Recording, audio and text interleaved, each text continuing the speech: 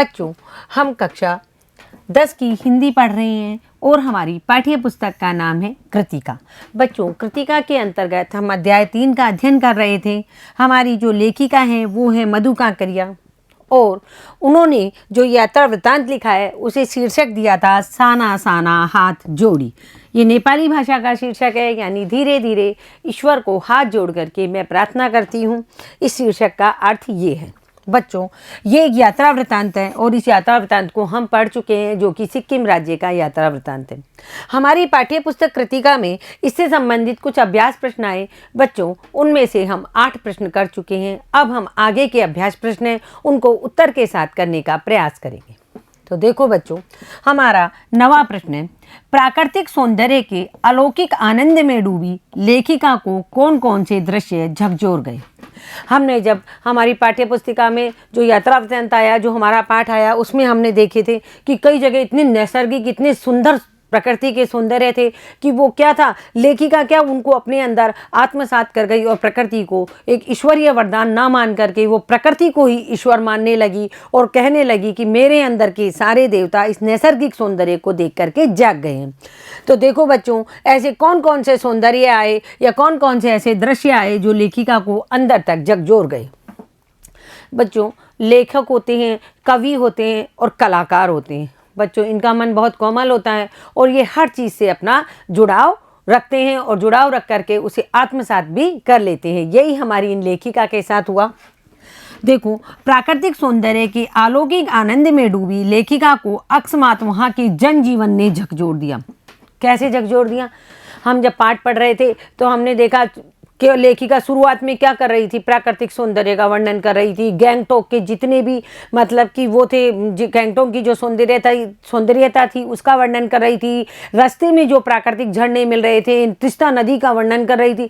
मतलब इतना उसको प्राकृतिक सौंदर्य इतना अच्छा लग रहा था कि वो सोच रही थी कि जीवन जीने का जो असली आनंद है, जो जीवन है, वो यहीं इन पहाड़ों में।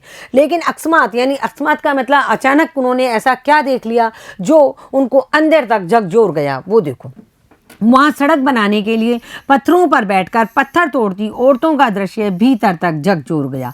बच्चों, जब हम क्या करते हैं, गैंगटोक से ऊपर की तरफ चलते हैं, गैंगटोक से और सिक्किम में ऊपर की तरफ चलते हैं, तो क्या है, एक तरफ बहुत बड़े बड़े पहाड़ हैं और साइड में मुश्किल से 8 से 10 फीट चौड़ी सड़कें हैं। उन सड़कों को और चौड़ी करने के लिए, यानी पहाड़ों को छील छील के रास्ता बनाना है और साथ ही जो सड़क का किनारा है उस पर दीवार खड़ी करनी, उस पर पत्थर जमाते हैं ना, वो लोहे की जाली बिछा करके, ताकि कोई भी वाहन घाटी में ना गिरे।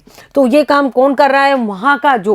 वहाँ के जो मतलब साधारण नागरिक है, जो वहाँ की आम जनता है, वो ये काम करती है। और वहाँ सड़क बनाने के लिए पत्थरों पर बैठकर जब पत्थर तोड़ती हुई औरतों का दृश्य था, उसे देखकर लेखिका का मन अंदर तक झकझोर गया। उनके हाथों में कुदाल और हथौड़े थे। उनमें से कईयों की पीठ पर एक बड़ी टोकरी में बच्चे बंधे हुए थे। उनके जो छोटे छोटे बच्चे थे, उन्होंने उनको बड़ी टोकरी में पीछे बांध रखा था और इतनी सर्दी के अंदर, भयंकर ठिठुरन के अंदर, वो हाथ में कुदाल और हथौड़ा लेकर के पत्थर तोड़ रही थी, साथ ही जमीन को भी खोद करके और सड़क को सही कर रही थी। नदी, फूलों, वादियों और झरनों के ऐसे स्वर्गिक सौंदर्य के बीच भूख, मौत और दीनता और जिजीविका के बीच जंग जारी है। लेखिका यहाँ कहना चाह रही है कि नदी, घाटियों, फूलों, वादियों और पहाड़ों की ऐसी सुंदरता के बीच, झरनों की ऐसी स्वर्गिक सुंदरता के बीच, यानी स्वर्ग के समान जो सुंदर जगह है, वहाँ पर क्या है? वहाँ पर भूख है, मौत है, दीनता है और जिजीविषा है। इन सब को देख, इन सब के बीच में क्या है? एक जंग जारी है। किन के बीच में? मतलब ये सब चीज़ें, नदी, फूलों, वादियों और घाटियों के बीच में ये सब चीज़ें हैं, भूख, मौत, दीनता और जिजीविषा। बच्चों, पहाड़ी जो लोगों का जीवन होता है वो बहुत कठिन जीवन होता है। वहाँ रहना ही अपने आप में बहुत ही कठिनाई भरा है। तो जो ये लोग वहाँ रहते हैं वो क्या करते हैं? भूख से बचने के लिए काम करते हैं। उनके पास ज़्यादा काम नहीं, खेती बाड़ी उनके पास नहीं, मवेशी भी उनके पास बहुत ज़्यादा नहीं होते हैं। तो इसी तरीके का काम करके अपनी भूख से, मतलब उनको भूख से पीड़ित नहीं हो, परेशान नहीं हो, उन सब चीज़ों को, मौत को गले लगाते हैं बच्चों। वो मौत को गले किस तरह लगाते हैं, जो काम वो कर रहे हैं वो मौत को गले लगाने वाला ही है। दीनता और जिजीविषा यानी जीवन और जीविकापार्जन के लिए वो क्या कर रहे हैं, संघर्ष कर रहे हैं।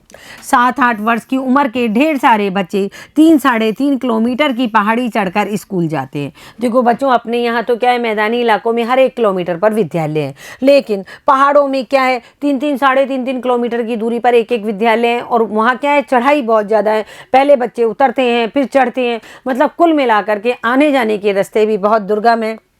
और वहाँ से लौटते बच्चे, ये पहाड़ी बच्चे पढ़ाई के अलावा माँ के साथ मवेशी चराते हैं, पानी भरते हैं और लकड़ियों के गट्ठर ढोते हैं। बेचारी अकेली माँ क्या क्या काम करेगी। तो ये बच्चे क्या करते हैं, सुबह स्कूल पढ़ के आते हैं, 3-3.5 किलोमीटर उतरते हैं, फिर चढ़ते हैं, फिर आकर के अपनी माँ के साथ, पानी की भी वहाँ दिक्कत है तो पानी भी भरते हैं, मवेशी यानी जो पालतू इनके जानवर होते हैं उनको चराते हैं। और लकड़ियों के, वहाँ इनके पास गैस के चूल्हे नहीं है बच्चों, ये लकड़ियाँ काट काट के जंगल से महिलाएं लाती हैं और ये बच्चे उनके साथ गट्ठरों को भी ढोते हैं। सूरज ढलने के समय कुछ पहाड़ी औरतें गायों को चराकर लौट रही थी। उनके सिर पर एकत्र की गई लकड़ियों के भारी भरकम गट्ठर थे। लेखिका ने क्या देखा, जैसे जैसे सूरज ढल रहा है तो कुछ महिलाएं क्या पहले तो सुबह पत्थर तोड़ रही थी और फिर उन्होंने देखा बच्चे स्कूल से आ रहे हैं तो वो भी अपनी माओं के साथ काम करा रहे हैं। इसके अलावा कुछ पहाड़ी औरतें गायों को चरा करके शाम के टाइम लौट रही थी और उनके सिर पर लकड़ियों के बड़े बड़े गट्ठर थे, क्योंकि चूल्हा जलाने को कुछ तो चाहिए होता है। इसके साथ ही खींचा चाय के हरे भरे बागानों में कई युवतियां बोकू पहनकर, बोकू मैंने आपको बताया ये एक सिक्कमी परिधान है, इसको पहन करके चाय की पत्तियां तोड़ रही थी। यानी कोई भी व्यक्ति पहाड़ों का रहने वाला निठल्ला या आराम से घर में नहीं बैठा था। हर व्यक्ति, चाहे वो छोटा बच्चा हो 7-8 साल का, चाहे वो कितनी भी उम्र का व्यक्ति हो, युवक हो, युवती हो, जो भी हो, सब अपना अपना वहाँ कार्य कर रहे थे। आगे देखो बच्चों, सैलानियों को प्रकृति की अलौकिक छटा का अनुभव कराने में किन किन लोगों का योगदान होता है, उल्लेख करें। देखो बच्चों, हम कहीं घूमने जाते हैं, चाहे मान लो हम अपनी गाड़ी लेके जा रहे हैं, हम अपना वाहन है जो हमारा अपना है, लेकिन ऐसा तो है नहीं कि हम वाहन में ही रह लेंगे, सब काम उसी में कर लेंगे। तो हमको क्या, रुकने के लिए जगह चाहिए, मतलब जो हमको एक गाइड भी चाहिए, इसके साथ ही हमको ड्राइवर चाहिए, मतलब हमको बहुत सारी चीज़ें चाहिए होती है। तो ये व्यवस्थाएं कौन कौन कराता है वो अब हम यहाँ देखेंगे। सैलानियों को प्रकृति की अलौकिक छटा का अनुभव कराने में अनेक प्रकार के लोगों का योगदान होता है। मैंने शायद आपको इससे पहले भी एक पाठ में पढ़ाया था कि ओलपिन को बनाने के लिए, एक ओलपिन को बनाने के लिए उसमें 3 या 4 तरीके के मजदूर लगते हैं। कोई लोहे को गलाता है, कोई लोहे को गोल करता है, और कोई उसकी पिन होती है उसको नोक को पैनी करता है, कोई उसको टोपी पहनाता है। यानी एक ही व्यक्ति कितनी छोटी सी ओलपिन नहीं बना सकता। तो हम अकेले कैसे सारी जगह घूम करके अपनी व्यवस्था से आ सकते हैं, नहीं आ सकते। यानी कि सैलानियों को और प्रकृति की अलौकिक छटा दिखाने में या उसका अनुभव कराने में अनेक लोगों का क्या होता है, साथ होता है या योगदान होता है। सबसे पहले इस दृश्य में उस ट्रेवल की भूमिका अहम होती है जो सैलानियों को इस स्थान पर भ्रमण कराने के लिए वाहन व ठहरने आदि की व्यवस्था करता है। बच्चों, आजकल ट्रैवल एजेंट होते हैं, उन ट्रैवल एजेंट के माध्यम से हम अपने लिए रुकने की व्यवस्था कर सकते हैं और कहाँ कहाँ हमको घूमना है इसकी व्यवस्था भी वो करा देते हैं। साथ ही जो हमको, अगर किसी के पास अपना वाहन नहीं हो तो वो क्या है, वाहन भी हमको दिलवाते हैं किराए पर। तो सबसे पहली जो भूमिका होती है वो होती है ट्रैवल एजेंट की। उसके बाद आते हैं, उसके बाद वाहन चालक तथा परिचालक की महत्वपूर्ण भूमिका होती है। यदि हम बहुत सारे जने ट्रिप पे जा रहे हैं तो एक बड़ा वाहन कर लेते हैं, उसमें एक वाहन चालक भी होता है जो कि गाड़ी को चलाता है, और एक परिचालक भी होता है जो समय समय पर दिशा निर्देश देता रहता है। ये क्या करते हैं, चालक और परिचालक सैलानियों को उनके निर्धारित स्थान तक पहुंचाते हैं। उसके बाद आता है गाइड, फिर गाइड उन्हें घुमाता हुआ पर्यटन स्थल की जानकारी देता है। हमको क्या पता इस पर्यटन स्थल के बारे में क्या है, इसका इतिहास क्या है, ये सब जानकारी हमको कौन देता है, गाइड देता है। उस जानकारी काल में सैलानियों को बड़ा वाहन छोड़कर जीप जैसे छोटे वाहन का भी सहारा लेना पड़ता है। जैसे लेखिका गैंगटॉक से मान लो बाई एयर पहुंची हो या बाई ट्रेन पहुंची हो, लेकिन उसके बाद उसको ऊपर चढ़ने के लिए एक छोटे जीप जैसे वाहन का सहारा लेना पड़ा ना।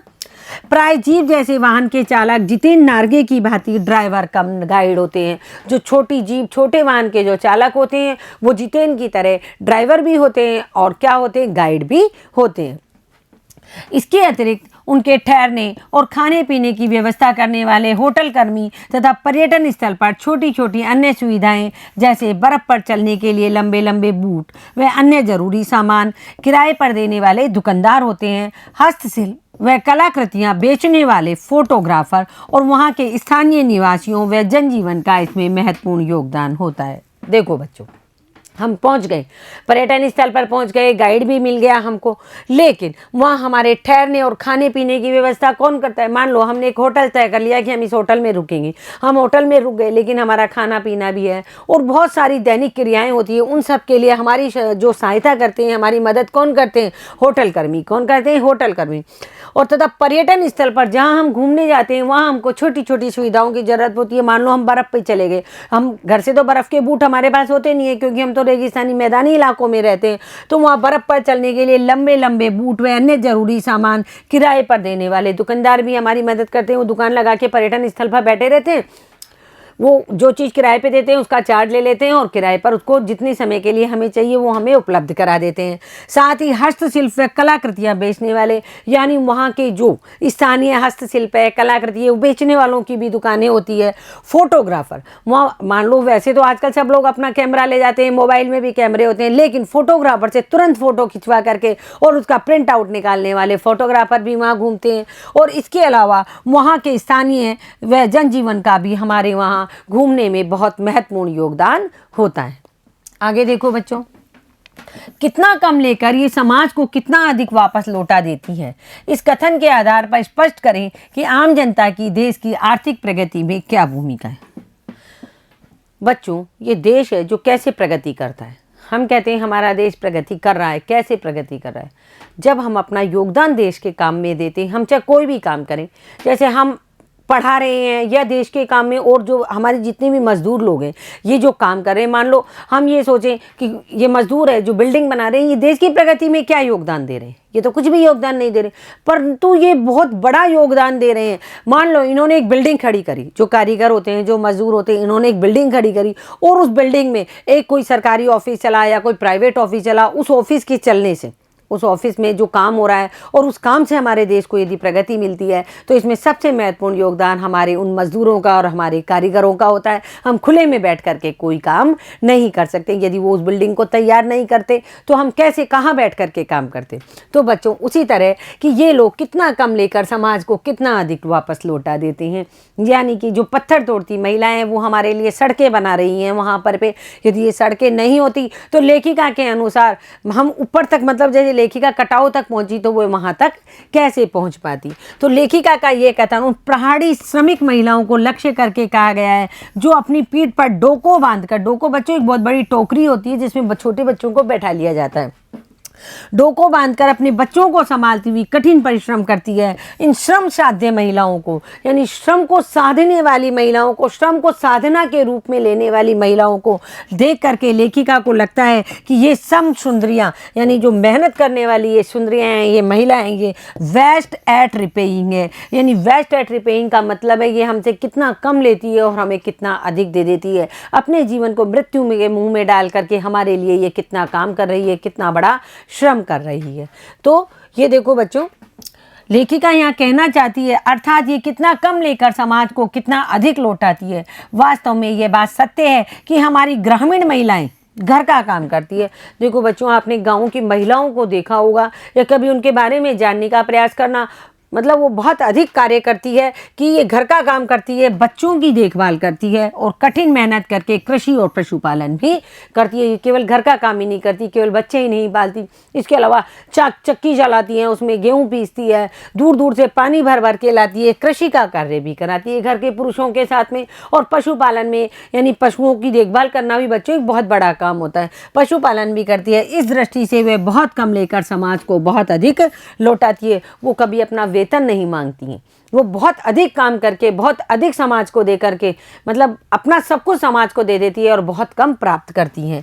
यही बात हमारे देश की आम जनता पर भी लागू होती है, जो कठिन परिश्रम करके देश की प्रगति में अपना योगदान देती है और उसे बदले में कम मजदूरी या लाभ मिलता है। जो हमारे मजदूर वर्ग के लोग हैं वो कितने काम करते हैं, बहुत मेहनत का काम करते हैं, लेकिन उनको जो उनके बदले का जो मिलता है मेहनताना वो बहुत कम मिलता है और उनके प्रति सकारात्मक आत्मीय भावना भी नहीं होती है। बच्चों, जो मजदूर वर्ग होता है उसके प्रति इतनी अधिक सकारात्मक आत्मीय भावना भी लोगों में नहीं होती है, लेकिन उनका श्रम देश की प्रगति में सहायक होता है। यानी कि जो मजदूर वर्ग है उन्हीं का श्रम है जो असलियत में देश की प्रगति में सहायक बनता है। आगे देखो बच्चों, आज की पीढ़ी के द्वारा प्रकृति के साथ किस तरह खिलवाड़ किया जा रहा है। खिलवाड़ किया जा रहा है यानी प्रकृति का दुरुपयोग किया जा रहा है, इसे रोकने में आपकी क्या भूमिका होनी चाहिए। बच्चों, इस प्रश्न का उत्तर आपको स्वयं लिखना होता है, लेकिन किस तरीके से लिखना है आप अपनी इच्छा से भी लिख सकते हैं। मैं यहाँ आपको एक तरीका बता रही हूँ।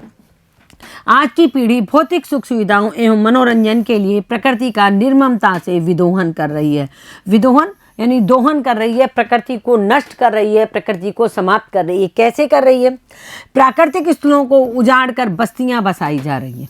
देखो बच्चों, जो पुरानी नदियां थी, जो नदियां चलती थी, बड़े बड़े जो बांध बनाए गए थे राजा महाराजाओं के द्वारा, उन सब में मिट्टी डाल करके उनके ऊपर बस्तियां बना ली। जंगल काट करके लोग रहने लगे हैं वहाँ पर।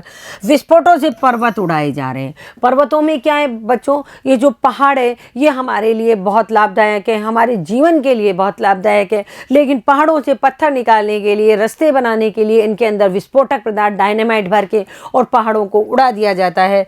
पर्वतीय स्थलों पर सैलानियों के कारण गंदगी फैल रही है। जो सैलानी, जो पर्यटक घूमने जाते हैं पर्यटक स्थलों में, वो प्लास्टिक की बोतलें, प्लास्टिक की थैलियाँ वहीं डाल देते हैं, जबकि वहाँ जगह जगह डस्टबिन लगे हुए हैं, लेकिन नहीं, वो सब चीज़ें वहीं फेंक देते हैं। तो वहाँ से क्या होते हैं, पर्वतीय स्थल भी गंदे हो रहे हैं, पर्यावरण में प्रदूषण फैल रहा है और पर्वत अपनी स्वाभाविक सुंदरता को खो रहे हैं। यानी पहाड़ों में जो स्वाभाविक, जो नैसर्गिक सुंदरता है, जो प्रकृति से अपने आप आई है, उस सुंदरता को वो खो रहे हैं। क्यों? क्योंकि हम लोग ही वहाँ जा रहे हैं और गंदगी फैला रहे हैं। तो गंदगी जो फैला रहे हैं हम, इससे क्या हो रहा है, हमारा पूरा पर्यावरण प्रदूषित हो रहा है।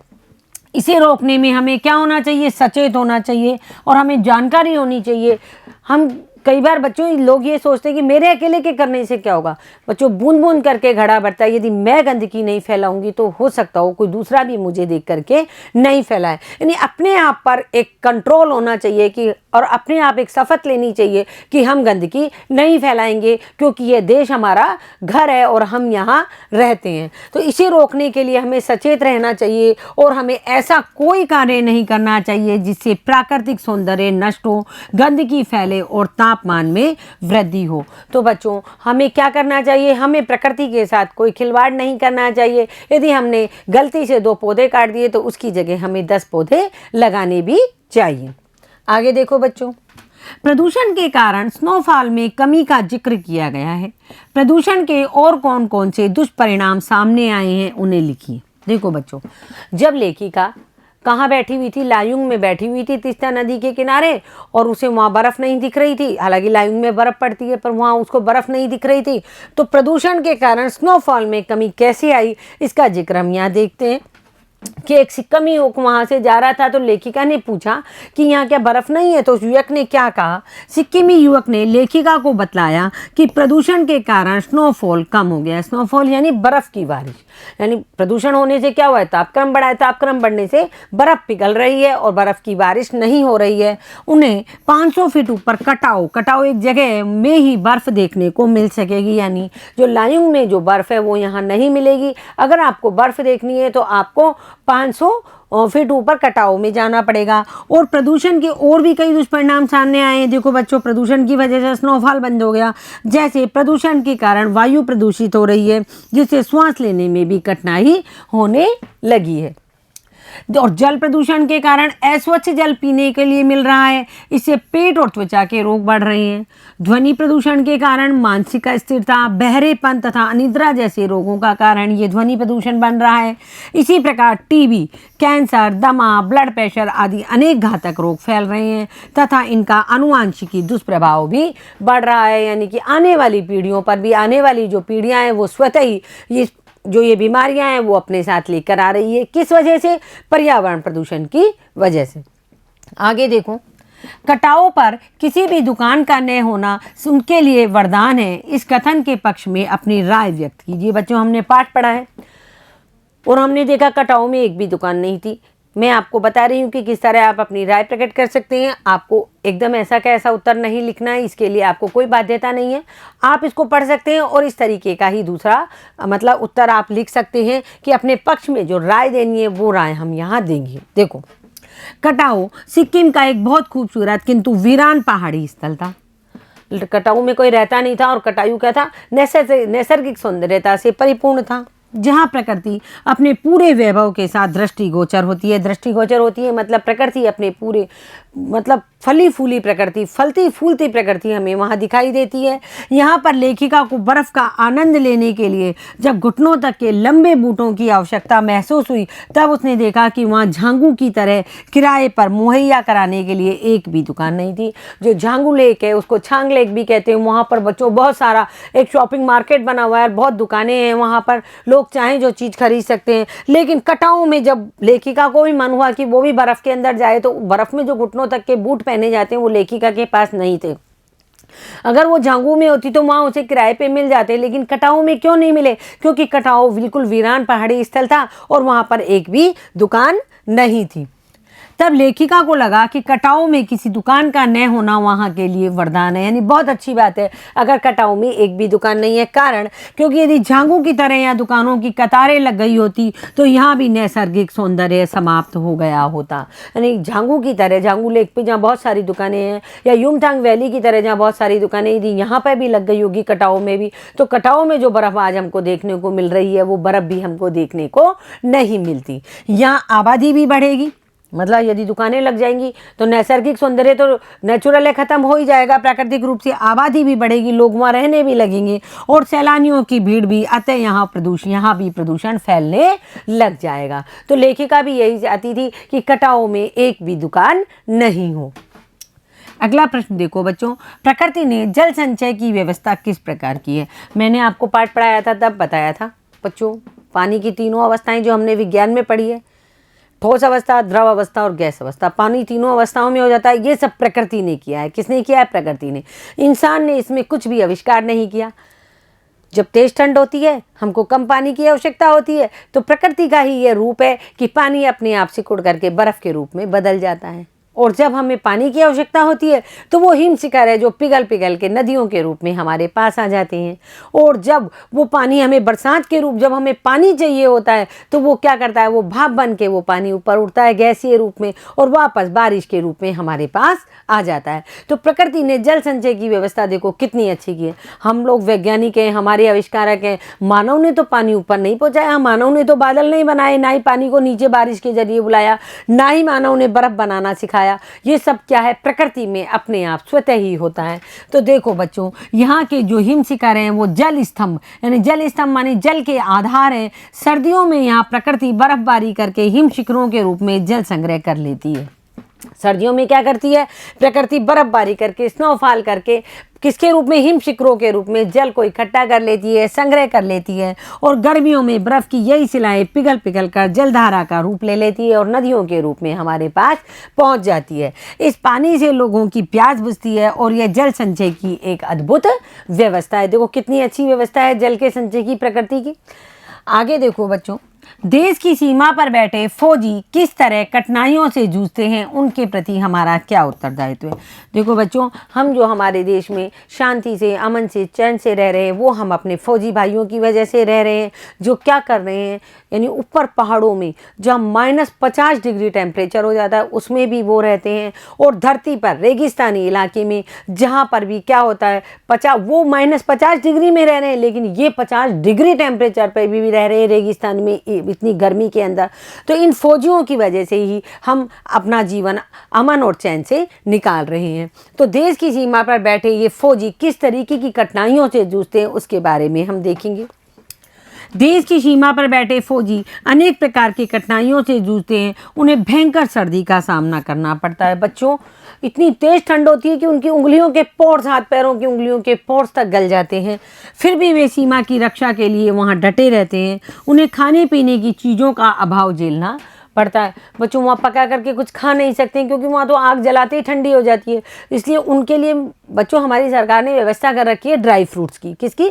ड्राई फ्रूट की व्यवस्था कर रखी है, जो वो हमारे फौजी हैं जो सर्दियों में से सीमा पर रहते हैं, उनके लिए देश के नागरिक चैन की नींद सो सके, इसलिए वे वहाँ डटे रहकर दिन रात मुस्तैदी से देश की सीमा की चौकसी करते हैं। मुस्तैदी से मतलब बिल्कुल अलर्ट रह करके और अपने देश की सीमा की चौकसी करते हैं। आवश्यकता पड़ने पर वे सीने पर दुश्मन की गोली भी खाते हैं और देश की सीमा पर रक्षक बन बैठे फौजियों के प्रति हमारे भी कुछ दायित्व हैं बच्चों।